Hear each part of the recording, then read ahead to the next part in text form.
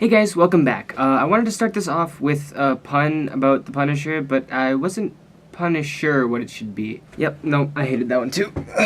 This video is going to have really bad lighting, because unfortunately I can't actually control the lights in here. Me also being the genius that I am, I forgot to realize that having a blue light filter on my glasses and mixing it with a laptop screen was probably not the best idea. I did always want blue eyes. I can safely say now that this is perfect. This is exactly what I wanted, and I'm not at all upset that my next two videos are going to have this random splotch on the screen ruining them. I'm very happy about this. But hopefully it'll be okay. Today's video is also going to be a little bit different. Usually I do comedy skits, commentary videos, even a really trashy song, all of which I'm going to keep doing. It's just this week I wanted to do something a little bit new. I've kind of wanted to do like some video essays about movies, shows, games, a bunch of stuff that I really enjoy. More serious videos, not as comedic, if you could call what I do comedy. But yeah, I mean, I'm still gonna always do that, but sometimes I just want to talk about stuff, so that's what I'm gonna do today. With that said, today I want to talk about why The Punisher Season 2 kinda sucked. Now, in both the title and the opening sequence right there, I said it sucked, and to be honest, it wasn't like awful, it wasn't completely terrible. It was just really, really disappointing. It's not as bad as, say, Iron Fist Season 1, but after how good I thought the first season was of Punisher, and especially coming after the huge high that was Daredevil Season 3, which I'm still mad that they canceled, clearly, but also, I mean, that was probably the best season of that entire show, of all the Marvel shows, in my opinion. It was a really disappointing season, just with all that, and also the impending doom of the series, considering every other Marvel Netflix show has basically been canceled besides like Jessica Jones, and after the next season of that's probably getting canceled too.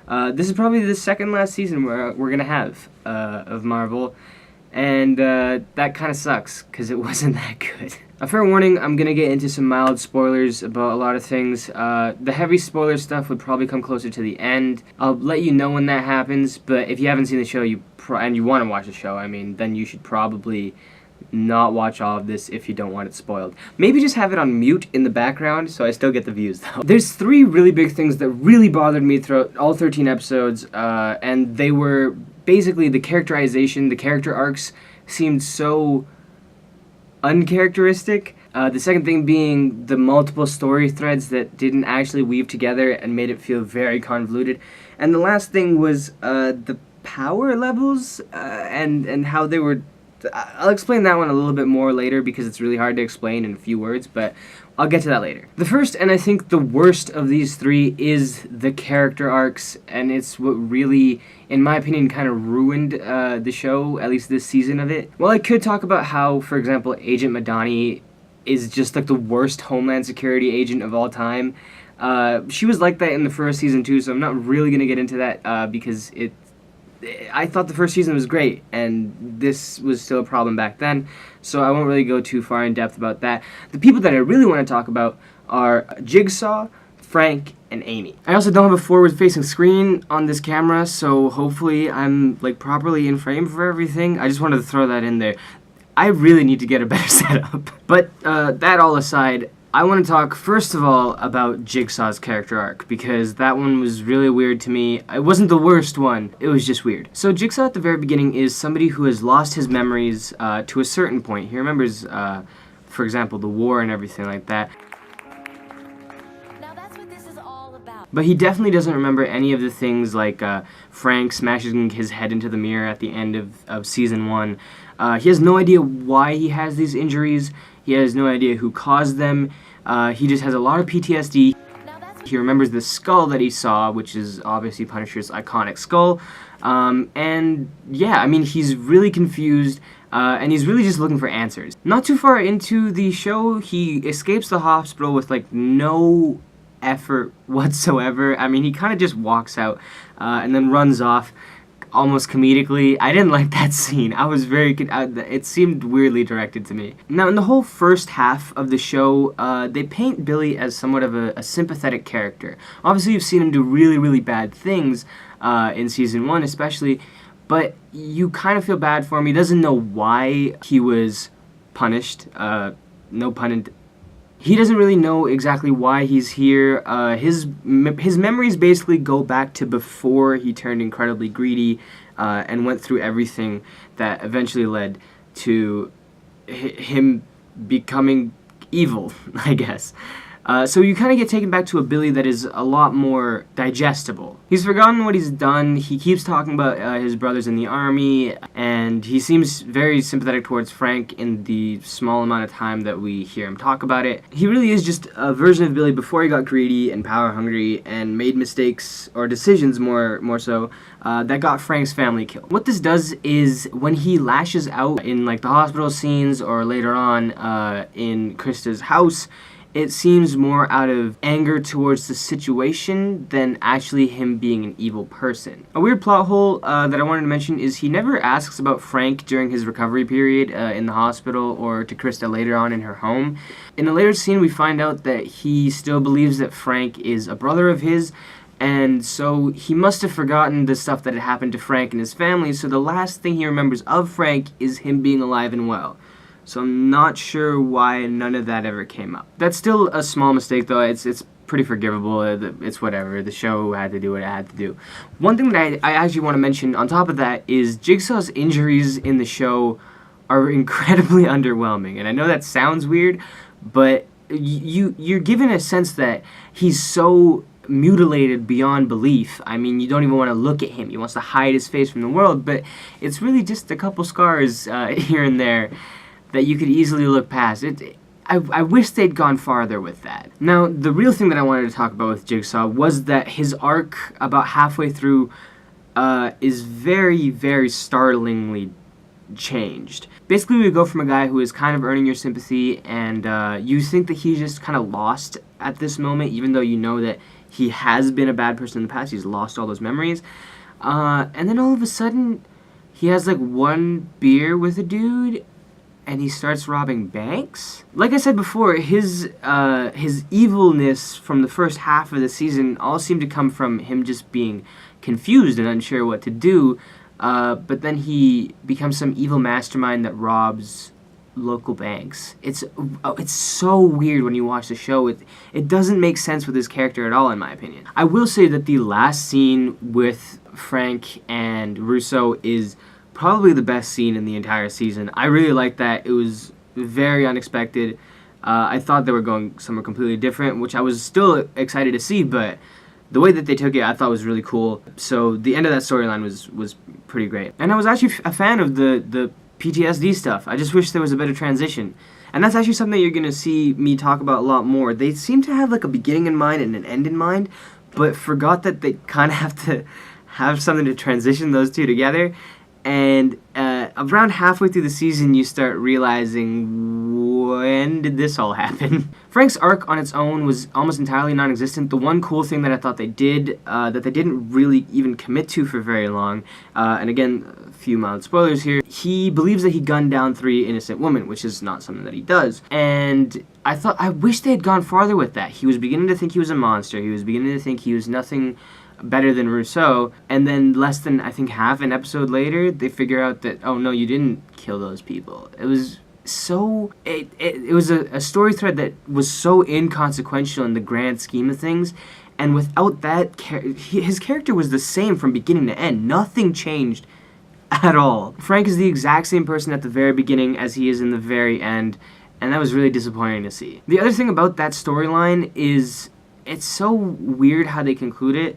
Like, Frank says that in the rage that he was in, he could have shot down anyone and he wouldn't have cared. And then Karen and Madani go and find out that, oh, you didn't actually kill these people, they were killed before you were there, you're good. But the point of it still stands. I mean, if there were women that were in that room that he was shooting up, he would have killed them. It's true that somebody set him up to think that he killed them, but if there were just females there, he would have killed them. I mean, it's just, it makes no sense. Like, in his own mind, he should realize, yeah, but I crossed the line regardless. I was too in my head. I don't know. I thought that was just a really poor way of handling that entire situation, which was the only cool character arc that he got in the entire show. And the last character I want to talk about when it comes to characters is Amy. And this, in my opinion, is by far the worst character arc, and I guess probably one of the worst characters in the show. More specifically, I think the relationship that they were trying to build with Frank and Amy fell so flat, and I think there's a lot of reasons for that, and I'm gonna get into that right here. I've heard a lot of people compare their relationship to that of Logan and Laura from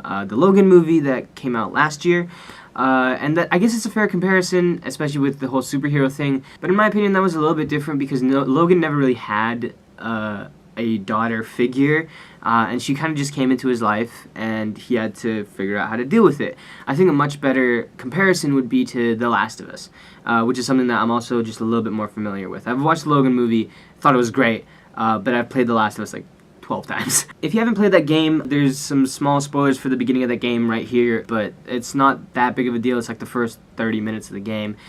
Basically, you see the main character Joel witness the death of his child, and you flash forward a decade and he's offered a job. And this job is basically to just smuggle a 14-year-old girl named Ellie to a different city in the US. He's offered a lot of rations and weapons for this job because it is a zombie apocalypse survival game, I guess. It's very important commodities, and so that's the reason why he takes up the offer. It's not because of Ellie. The whole point of the game is to be based around these two characters and show how he toughens her up and teaches her how to survive, and she shows him about hope. Punisher plays a very similar game with Amy and Frank. Obviously, Frank's family died at the beginning of not at the beginning of season 1, before season 1 took place, and Amy is basically here to fill up that void and teach him the same lessons as Joel and Ellie were supposed to teach each other in The Last of Us. But while Joel and Ellie's relationship progresses realistically, and it works really effectively, Frank and Amy's falls a lot shorter. It again seems to have no middle,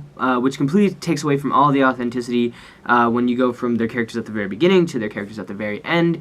You don't really believe that they made the path to cross over from one side to the other. Also, at some points, Amy is just flat out a really shitty character. So here I'm just going to quickly go through why I think the two different things, while they were going for a very similar effect, ended up so different. First of all, Ellie is a little bit younger. She's 14 in the game, and so anytime she's acting like bratty or annoying towards Joel, you kind of believe it because she's actually just a child, and that's how children act. On top of that, they're kind of thrust into being together. Joel is not doing anything for Ellie for the sake of doing something for Ellie. It's more so that he wants to get paid handsomely for this job, and she's just kind of there. So it makes a lot of sense when Ellie is a little bit less appreciative of Joel because she knows that he's not really there to take care of her. He's there to do a job. Now, on the other side, first of all, we don't figure out Amy's age till I think 3 or 4 episodes in, and even then, she keeps insisting that she's 16 in that episode, but you're almost not sure because she has so many aliases, so it took me a while to be like, okay, I think she actually is supposed to be 16 in the show. But that's about 3 or 4 hours of not knowing how old this girl is. And at first glance, you think she's probably in her late teens or early 20s, which is what I thought, and it makes sense because her actress is actually 21. So for the first 3 or 4 hours of this show, you think that this is a young adult, able to drink, 21-year-old adult, who is just acting like the most... She's acting very sassy and incredibly ungrateful for everything that Frank is doing for her, especially considering Frank went out of his way, did not have to go there whatsoever, and saved her life multiple times, and she just keeps asking, can I go now? It's such a gear-grinding thing to the show. It's like you just want her to stop talking because every time she speaks it's like and even when you find out that she's 16 being portrayed by somebody who looks a little bit older is just so different from the 14 that Ellie clearly was in The Last of Us. So the whole this kid doesn't want to listen to the person that is taking her in thing, it just works so much better in The Last of Us because they set it up better. It makes no sense in The Punisher whatsoever. Okay, so I talked fucking forever about the first part that I was going to talk about, the characters. So I'm going to go really fast through the next 2 parts because I feel like this is getting really long. First thing that I said of the second 2 parts was the multiple story threads. It feels like I'm watching 2 different shows. The villains of John Pilgrim and Jigsaw are so completely unrelated to one another. I don't think they're ever in the same place as one another, and it really just feels like they had villains in mind for season 2 and season 3, and they realized, oh, we're gonna get canceled, so let's put both of them in the same season. I know that's not what actually happened, but that's kind of how it feels like. Anytime that John Pilgrim's character and the Punisher crossed paths, it felt so forced. It was almost like they wrote John Pilgrim's entire arc as its own show, and then they were like, oh shoot, we actually have to have it connected to the actual show that we're making.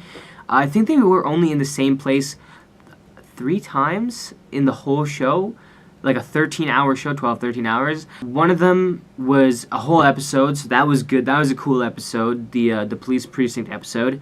The second time, he shows up in a car and then disappears.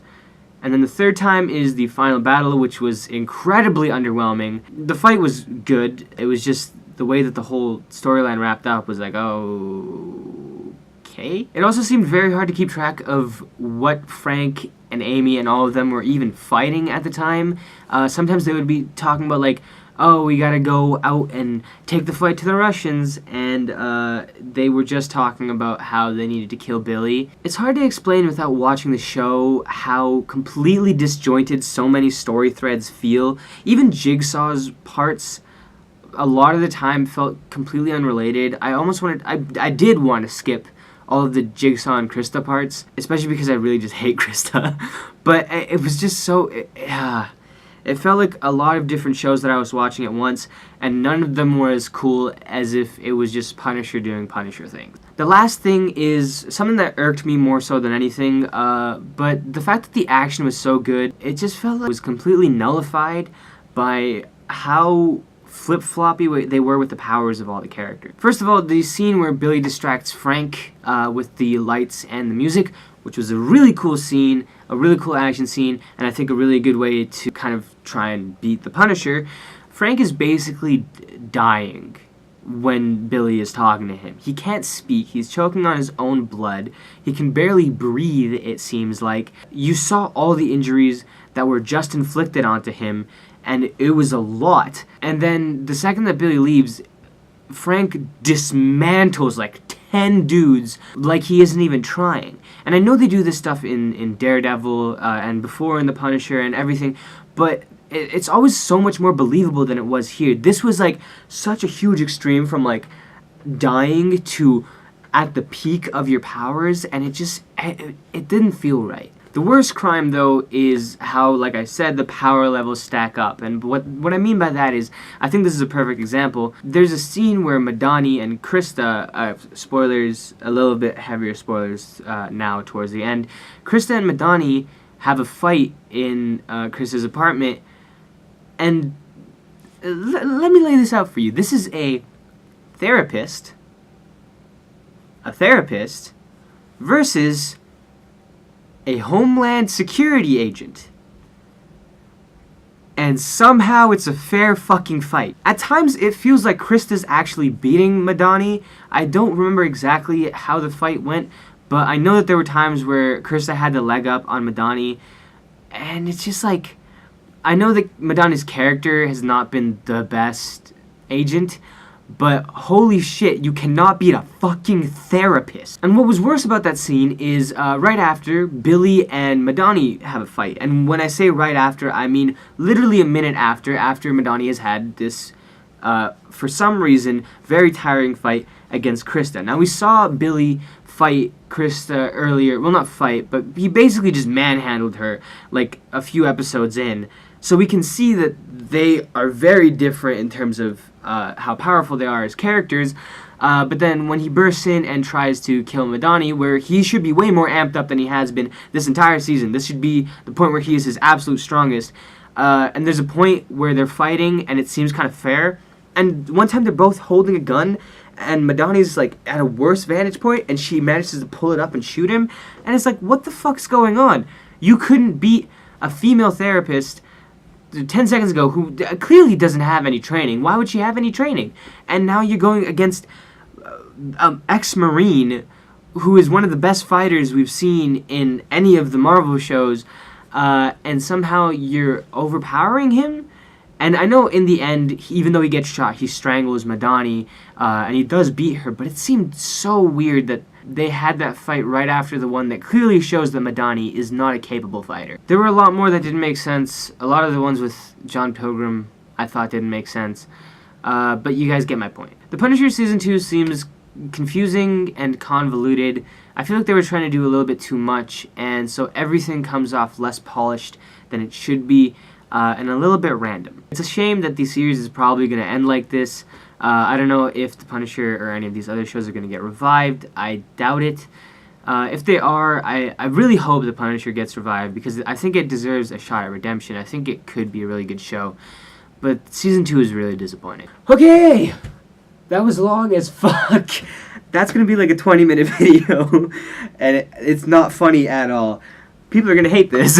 Like I said, though, there are some videos that I want to do that aren't comedy related. They're a lot more like video essays. So I hope you guys enjoyed. If you did, let me know. I want to do more stuff like this. I don't know if it was engaging. If you have any tips for me, also let me know. And that should be it. I still don't know how to end these. So I'm going to stare at this camera for 10 seconds and then shut this off.